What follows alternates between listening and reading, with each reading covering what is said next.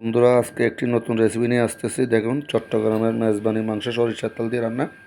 প্রথমে আমরা মাংসগুলো ধুয়ে রাখছি, ধুয়ে আদা রসুনগুলো দিচ্ছি।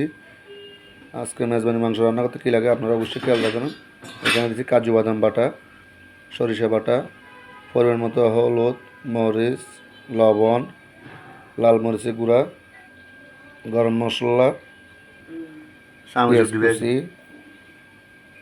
এটা আমাদের চট্টগ্রাম মেজবানি মাংস। এখন দিচ্ছি খাঁটি সরিষার তেল। অনলি সরিষার তেল হবে, এখানে কোনো সয়াবিন কিছু হবে না। এখন দিচ্ছি টমেটো কাটা। সব কিছু দিয়ে চুলায় বসাই দেওয়া হয়েছে।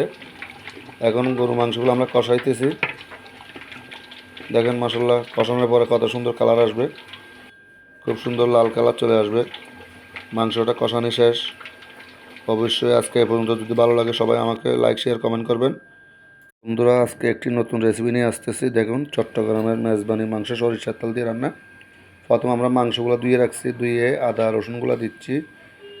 আজকে মেজবানি মাংস রান্না করতে কী লাগে আপনারা অবশ্যই খেয়াল রাখবেন। এখানে দিচ্ছি কাজু বাদাম বাটা, সরিষা বাটা, পরিমাণ মতো হলুদ, মরিচ, লবণ, লাল মরিচের গুঁড়া, গরম মশলা, পেঁয়াজ কুচি। এটা আমাদের চট্টগ্রাম মেজবানি মাংস। এখন দিচ্ছি খাঁটি সরিষার তেল। অনলি সরিষার তেল হবে, এখানে কোনো সয়াবিন কিছু হবে না। এখন দিচ্ছি টমেটো কাটা। সব কিছু দিয়ে চুলায় বসাই দেওয়া হয়েছে। এখন গরু মাংসগুলো আমরা কষাইতেছি। দেখেন মশলা কষানোর পরে কত সুন্দর কালার আসবে, খুব সুন্দর লাল কালার চলে আসবে। মাংসটা কষানি শেষ। অবশ্যই আজকে এ পর্যন্ত যদি ভালো লাগে সবাই আমাকে লাইক শেয়ার কমেন্ট করবেন।